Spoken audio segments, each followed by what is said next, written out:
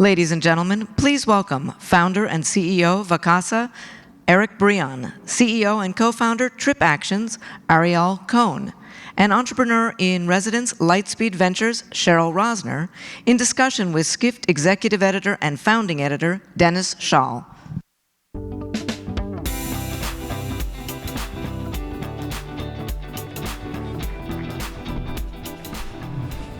Hey everybody, thanks for being here. We have an all-star panel here, obviously. Could we have the Skift research slide? And please don't forget to put your questions in the forum app, and we'll try to get to them at the end. So as you can see from the slide, the appetite for travel startups is still pretty hot. Skift Research calculated there was about $7.5 billion in funding for travel startups last year, up from about $4.9 billion the year before. And right on time, Ariel from Tripactions announces today, we appreciate you doing it today, a $250 million funding round at a $4 billion valuation. So congratulations on that. Thank you. One thing I was curious about is, why did you announce the valuation? Because usually, as a reporter, I have to jump through hoops, messaging your investors on LinkedIn, trying to find out what the valuation was, but you guys announced it, so why'd you do that? Yeah, first of all, we definitely planned it for today, so. But seriously, I think we have, I think, Tripactions, we've created something very unique that users and companies really, really like. And for us, bringing Tripactions to as many people as we can, as fast as we can, is super important. So getting credibility and valuation is part of this, is important, right? We are basically competing with pretty outdated systems out there that were created pretty much. Well, that's one thing you said in your announcement, that you're going to be butting up against antiquated products, services, and experience in corporate travel management. So how are you going to disrupt that? Yeah, so we kind of flipped the model, right? So you usually go and sell to a CFO, and then the CFO is enforcing, right, the usage of the travel platform. We did the opposite. We are going and selling to CFOs, but we are making sure that the users are super happy. So I'll give you an example. It takes 6 minutes to book a trip in Tripactions, compared to the usual 60 minutes that you do. You start to search for something, you cannot find it, you call the agent, you do the back and forth with emails and stuff. So super, super easy to book your trip. And while you're out there, and I bet that everybody here are traveling for business, so many things will happen to you. Your flight will get canceled. You're going to show up in the hotel and they're going to non-show you and so on. So proactive service, understanding that something is going to happen and reaching out to you and solving it for you, super, super important. So by focusing on the user, we're creating a win-win with the company. And then, the organization can do duty of care, can see reporting, can control the spend, can save money, and so on. So this is actually how we are disrupting it. Great. Eric, there are a lot of antiquated systems in vacation rental property management. There's a whole bunch of it is still offline. So what's your approach to innovating in that space? Yeah, so for context, if you've ever heard of a reservation grid, they still exist in some vacation rental companies where they go up there with a piece of masking tape and they rip off like a 7-day stay, put it up on that line. So that's state of the art about 10 years ago for our space. So it's just, when you look at our industry, it's so ridiculously fragmented because so many of these companies, they're small. They're very constrained by the markets in which they do business. And so for that reason, they haven't had the capital or the staff to invest in technology. So by doing what we do across a lot of markets, we're able to invest in tech to actually do a much better job at that. Sure. Cheryl, any of these guys have a shot? What do you think? Oh, yeah, definitely. But, I think that ensuring that technology is actually enabling the entire customer journey is a super important thing. And what Ariel was saying, basically his technology is taking you from soup to nuts. I believe you own all of your technology. You've developed all of it, and so you can really track. You're the holder of all the customer data, and you can track the entire journey from beginning to end. You get us correctly. Yeah, and so, it's an important aspect, in particular with safety and security, but also convenience and being able to provide relevant and timely information that actually benefits the traveler.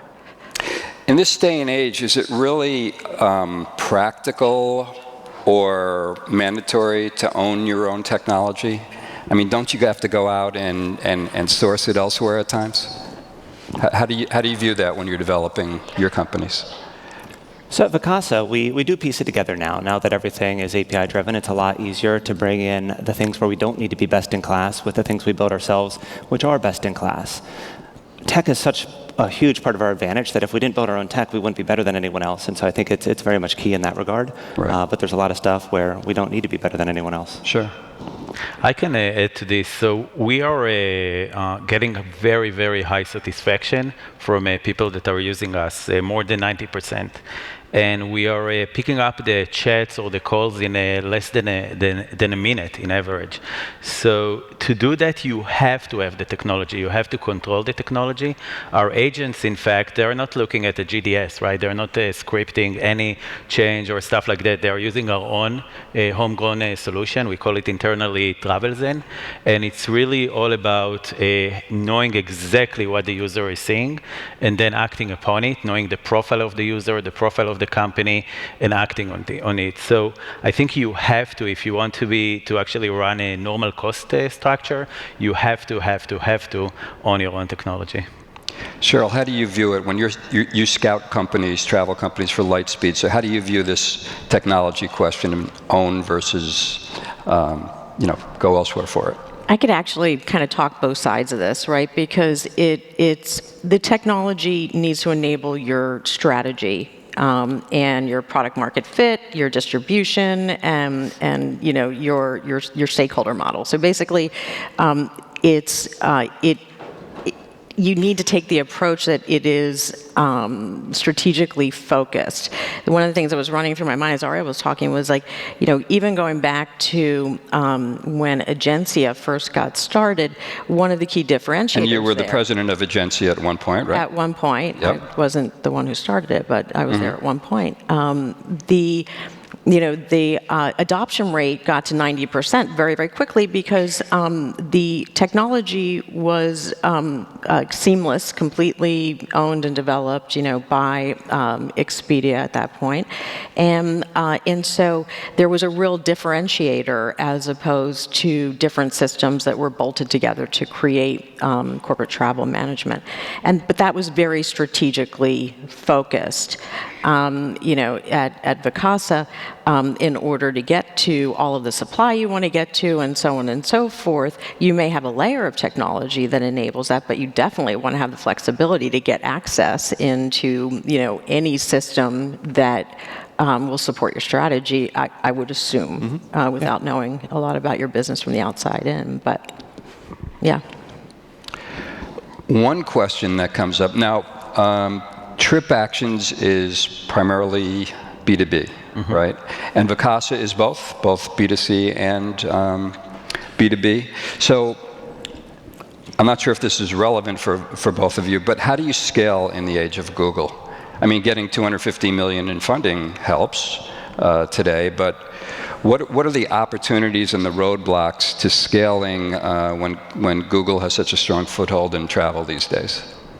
Yeah, I can relate to this. First of all, it's interesting because we are talking about technology and do you want to own the technology and so on.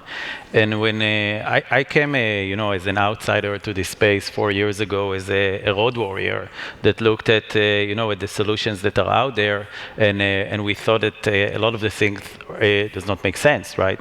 And one of them is really this online booking, right? Like it's obvious that people will want to buy stuff through an online solution and not through kind of an ERP system that was defined in the 90s, and then keep calling an agent. So if you think about Google, for us it's great because everything that happens in consumer market create the expectation from a user in the corporate space, and that's actually the expectation and the gap that we. A lot of times that's a negative though, because the road warrior is expecting the same kind of user experience than they're getting on the leisure side. They are expecting it. Right. And that's what really drives us, because they are expecting something that looks like Google, like Booking.com, like Expedia, like Ctrip. That's the expectation. That's the standard. When you get back to your workplace and need to use an ERP system to book your flight, you're pretty much, going rogue. Therefore, nobody gets adoption. Therefore, you install this entire And there's a lot of going rogue going on. Exactly. So let's look at the competitive landscape a little bit. So Eric, in vacation rentals, we mentioned Google. They recently started offering alternative accommodations as part of Google Travel. Marriott has a new distribution platform, Homes and Villas. One of your competitors, Turnkey Vacation Rentals, is providing them with a lot of inventory.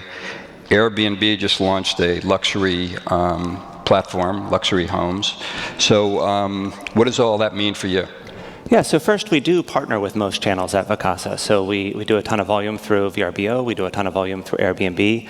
You mean Verbo? Verbo, yes, via Verbo. Still learning that one. I still call them HomeAway. I was trying to get it right. I tried so hard, still missed it. Booking as well is making great progress in the space. But for us, that's a tailwind. Customers in our space are very liquid. If you're looking to fill a home, you can fill it very easily from any of those channels. I think the key is then, how do you keep those customers? How do you make it so people, you're building something enduring? I think like tripping was an example of that, where you can scale something really quick, but you need to make sure there's a reason for what you're doing. Right. And how do you use tech to do that? We tackle the incredibly complex business of managing thousands of homes in hundreds of different markets. And there's just so much that goes into that, from how we position the homes, how we market the homes, to making sure the homes are clean. When we're cleaning, right now that we're in peak season, we're cleaning about 7,000 homes in hundreds of different cities a day with thousands of people working on it. And making sure all that happens when it needs to and that it's a good guest experience it's a tough challenge. It's both ops and tech. Sure. Ariel, there are a lot of corporate booking tools around. You have American Express Global Business Travel recently formed a strategic partnership with Lola. Amex GBT just bought a German TMC. They're going after the small and medium businesses, which I guess you're going after too. How do you deal with these competitive forces? And then Cheryl, also I want to ask you after that, how you view startups that have to go up against these big players like that? Yeah, to be honest, we view the main competitor as the status quo, because most of the competitors out there basically are running on a model that is pretty much antiquated. We've mentioned it earlier. Trying to connect to systems like Lola and American Express is so much like I cannot think about stuff that are so not related. So you need to control the entire experience. You need to go and be the travel agency, the TMC, and the actual technology, and you need to provide the end-to-end solution. Any attempt to do something else will result in users that are not happy, and therefore a very low adoption.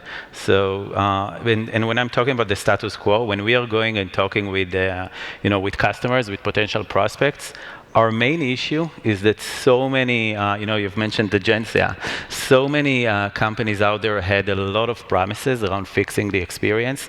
They didn't, by trying to marry a Lola and American Express, concur with everybody else. They didn't, and now we are coming, and it sounds too good to be true to them. But the fact is that we are getting very high adoption, almost no churn. And people are pretty much joining us very, very fast. In fact, we are adding more than 200 customers every month. Cool.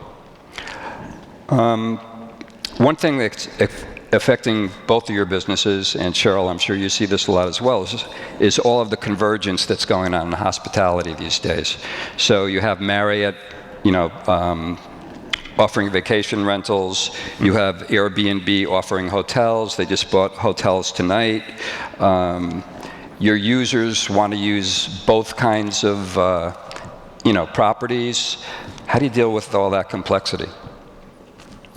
Yeah, I don't see it as complex from our perspective. I think there's a lot of demand specifically for vacation rental or inventory.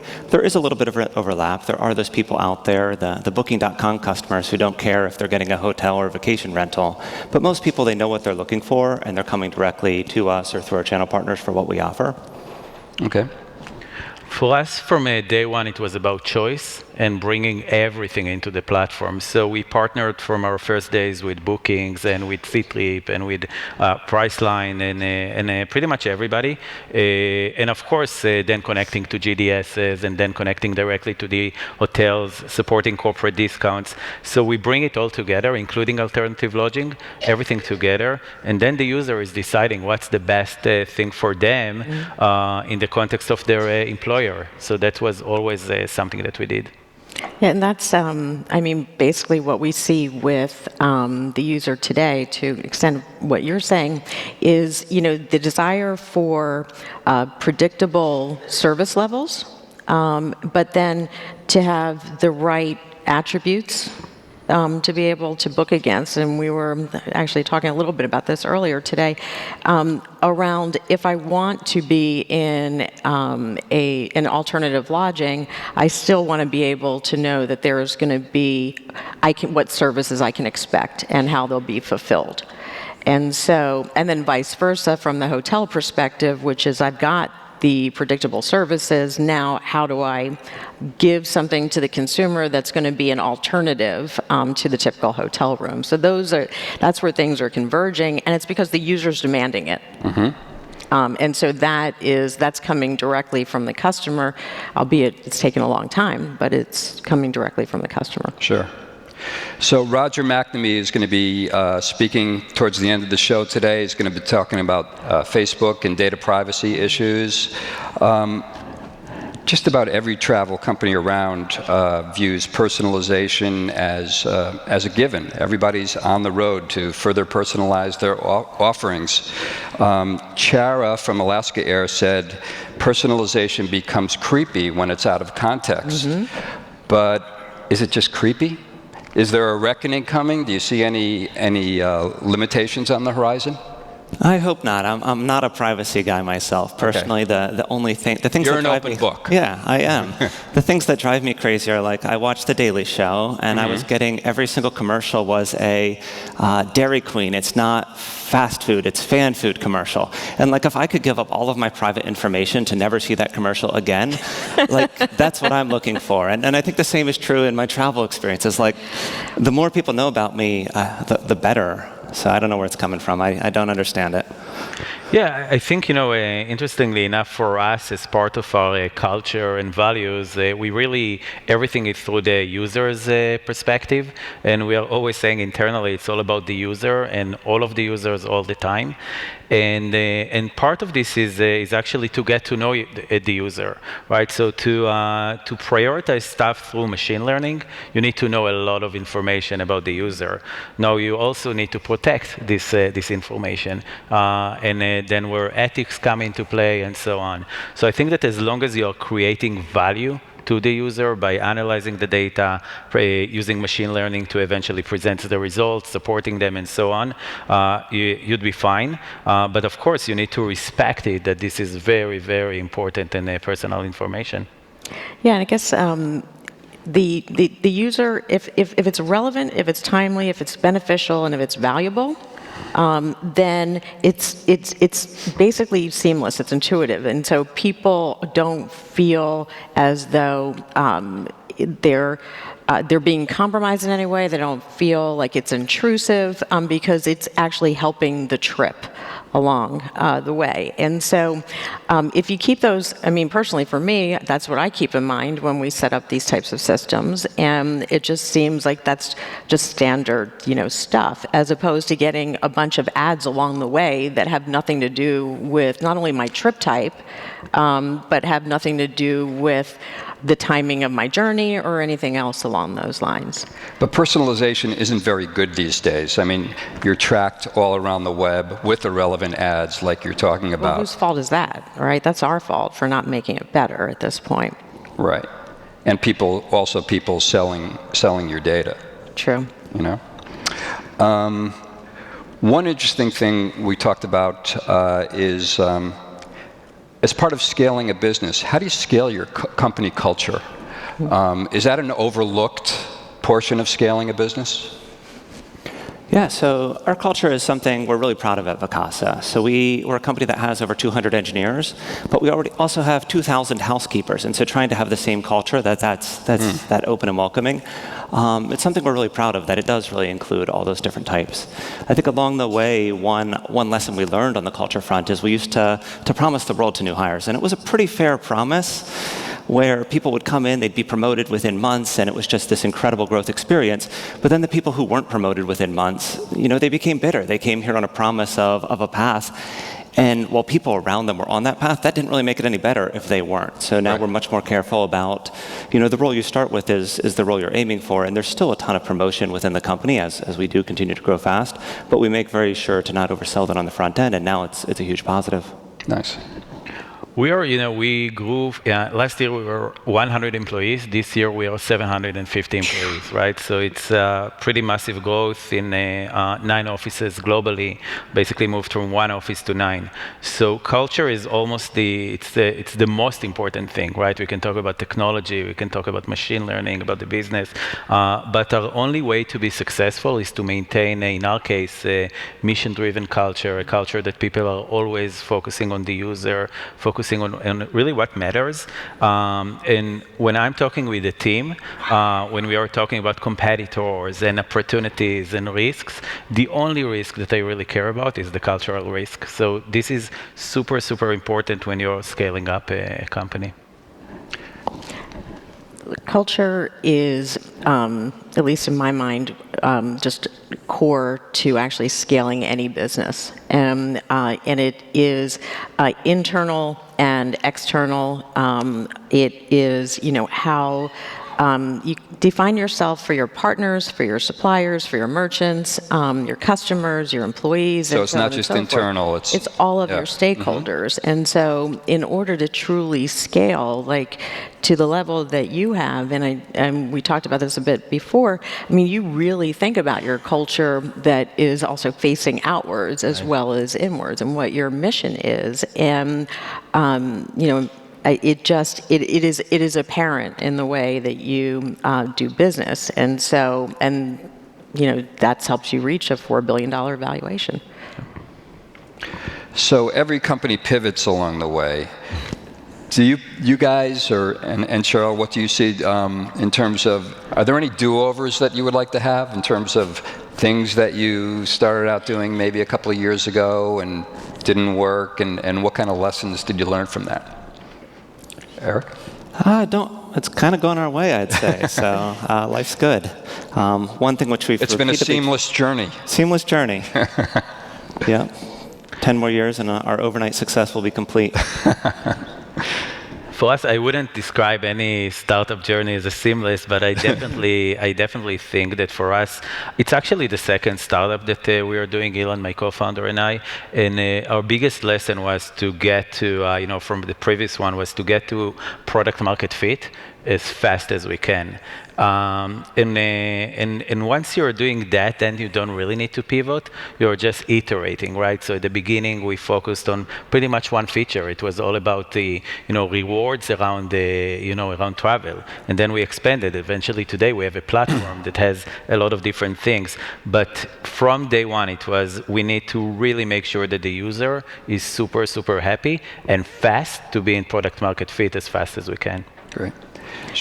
Yeah, I have 10 do-overs just from this morning, right? So, yeah, when I think back to the various businesses that, I've been involved with, earlier in travel, rolling out products very quickly and kind of throwing things against the wall and seeing what stuck was, really an important way to go. And so innovating as quickly as possible and getting from P1 to P2 to P3, fast.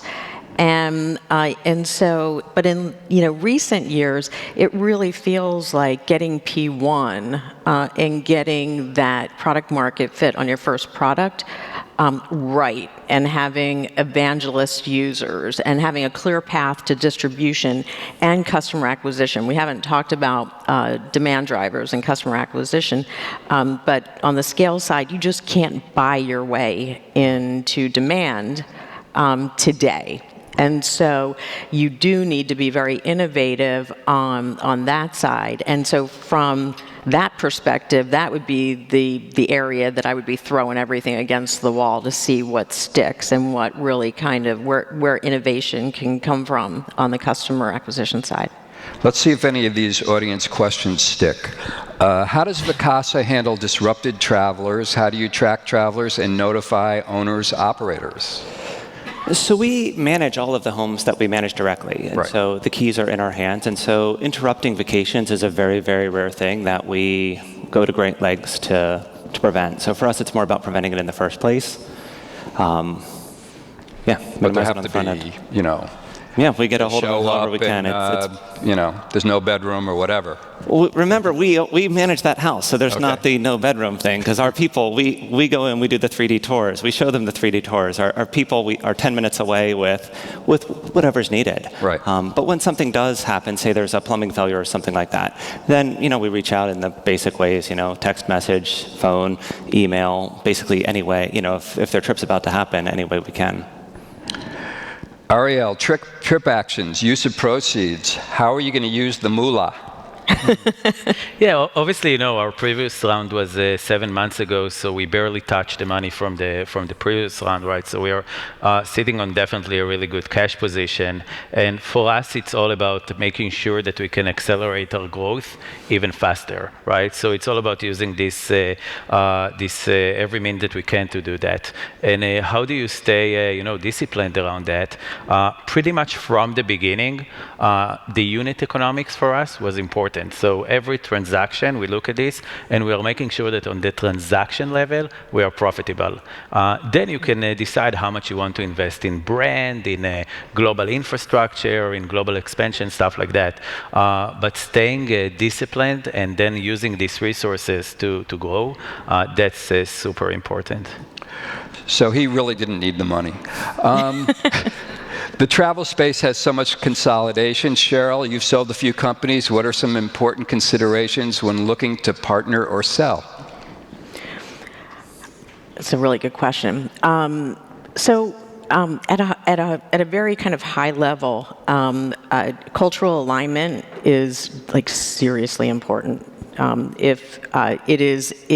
It needs to be the first consideration. And so, if you sell your business to a company that's focused on very different cultural things than you're going to have, basically, head banging from the beginning.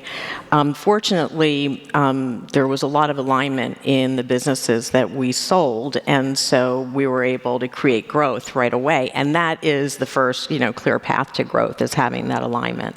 And I'll stop there because I think we're cut off, right? We're cut off. We're aligned with the schedule, so. Oh, good.